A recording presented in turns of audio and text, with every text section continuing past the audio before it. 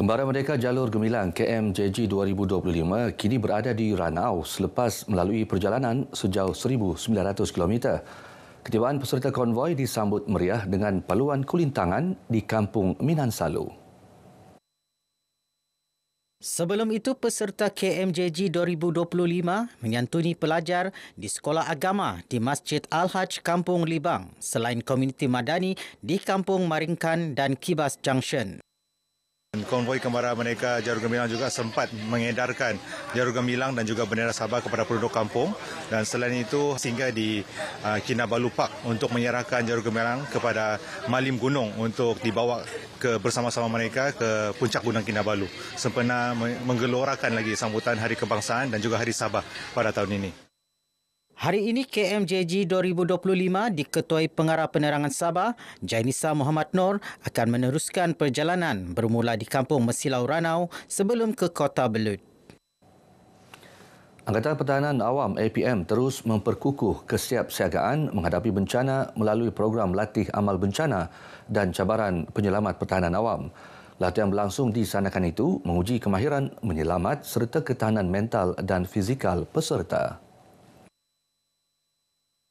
Timbalan Pengarah APM Sabah Lieutenant Colonel Erwin Kinsui berkata program ini penting bagi meningkat keyakinan peserta. Untuk memberi satu keyakinan yang terbaiklah kepada anggota kita supaya mereka lebih berkeyakinan apabila berhadapan dengan sebarang bencana yang akan berlaku ataupun sebarang kecemasan yang akan berlaku di negeri Sabah. Terdahulu dalam ucapannya, Adun Tanjung Papat Datuk Frankie pun diwakili Ahli Kaunselor Majlis Perbandaran Sandakan. Jonathan pun berharap program latihan ini dapat menguji kemahiran serta ketahanan mental dan fizikal mereka. Lebih 260 pegawai dan anggota APM Zon Sandakan termasuk Telupit, Kinabatangan, Tongot dan Beluran menyertai program ini. Madrasah disaran mendaftar dengan agensi berkaitan seperti Jabatan Kemajuan Islam Malaysia JAKIM atau Jabatan Hak Ehwal Agama Islam Negeri Sabah JAHINS. Langkah itu penting bagi memastikan pengurusan lebih tersusun sekaligus memudahkan penyaluran bantuan. Untuk memudahkan bantuan-bantuan yang dapat disalurkan daripada kerajaan negeri ataupun kerajaan persekutuan. Kita bersyukur peruntukan kepada pengurusan operasi dan juga sekolah-sekolah agama Islam ini telah meningkat dari tahun ke tahun. Datuk Nizam ditemui pemberita selepas merasmikan sambutan 10 tahun Madrasah Adiniyah Al-Furqaniyah MADAF serta pecah tanah pembinaan Madrasah Lil Banat di Kampung Cina Ranggu di Tawau. Mengenai penubuhan Madrasah Lil Banat khusus untuk pelajar perempuan, Datuk Nizam berkata ia langkah yang tepat bagi memperluas akses pendidikan agama di Tawau. Lebih 52 tahun menyumbang dalam dakwah dan pendidikan Islam di Sabah, Organisasi Al-Jamiatul Wasliyah dari Indonesia kembali memperkukuh kerjasama dua hala. Kerjasama ini merangkumi pertukaran pelajar dan pensyarah serta pembangunan generasi muda bersama institusi pendidikan tinggi. Saudara yang tidak boleh dipisahkan dengan batas-batas negara. Sesungguhnya dua-dua negara ini dari sisi sains dan pendidikan tentu sama-sama baik. Sejak 1974, 19 mubalik dihantar ke Sabah sekaligus menyumbang peningkatan umat Islam di Sabah kepada 70% menerusi gerakan dakwah yang dilaksana. Daripada gerakan-gerakan ini, Alhamdulillah. Jadi mudah-mudahan saja segalanya menjadi pahala buat kami lah. Delegasi ditemui media selepas mengadakan kunjungan hormat dan menjemput Yang di-Pertuan Negeri Tun Musa Aman ke program di Universiti Medan, Indonesia. RM10,000 disumbangkan kepada Rumah Pertubuhan Perkhidmatan Paliatif Kota Kinabalu selain kelengkapan mandian kepada 21 pesakit.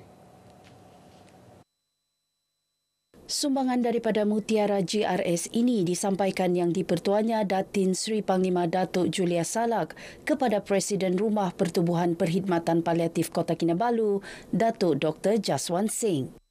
Membantu plaintiff ini dalam aktiviti-aktiviti mereka sedikit sebanyaklah. Mudah-mudahan apa yang kami serahkan di sini pada hari ini akan dapat menceriakan anak-anak yang dikelolahkan oleh plaintiff care di sini. Terdahulu, Datuk Julia menyampaikan sumbangan tablet kepada seorang kanak-kanak perempuan sempena sambutan ulang tahun ke-7 kelahirannya. Program anak muda perkasa golongan belia dalam pelbagai bidang untuk membangun potensi kemahiran dan kepimpinan. Adun Petagas Datuk Awang Ahmad Sah Awang Sari berkata, pelbagai program pembangunan dan kebajikan di peringkat akar umbi akan diketengahkan. Program ini akan kita jadikan program tahunan. Setiap tahun kita akan jemput anak-anak muda. Kita akan, pada tahun ini kita bagi RM300,000 tunai ya, kepada NGO. Dan kemudian NGO ini akan disertai oleh beberapa jurutankuasa pemuda dan belawanis daripada ketiga-tiga DUN. Beliau ditemui media dalam program Anak Muda yang dirasmikan Ketua Menteri Datuk Seri Panglima Haji Jinor. Program ini merupakan langkah terbaik untuk memahami keperluan, pelaksanaan dan idea golongan belia secara lebih dekat. Program Jelajah Jalinan Borneo RMK13 menyampaikan dasar pembangunan terus kepada rakyat disambut baik. Jelajah itu menjadi saluran komunikasi dua hala berkesan meningkatkan keyakinan rakyat terhadap usaha pembangunan yang dirancang di bawah RMK13. Selain memberi pendedahan projek serta inisiatif baharu, jelajah ini membuka ruang rakyat menyuarakan pandangan. Projek-projek yang diperlukan khususnya di luar bandar ini dapat diketengahkan kepada Kementerian Ekonomi dan juga mengharapkan tindakan-tindakan yang selanjutnya untuk meluluskan program ini dapat dipercepatkan. OEP kerajaan persekutuan, kerajaan persekutuan dan juga kerajaan negeri di peringkat daerah-daerah. Demikian juga dengan pemimpin masyarakat dapat berkomunikasi, bertanggung jawab tentang pelaksanaan pembangunan ekonomi, infrastruktur dan sebagainya. Sementara itu, pentadbir kerajaan yakin pendekatan turun padang menjadikan pelaksanaan RMK13 lebih inklusif dan menyeluruh.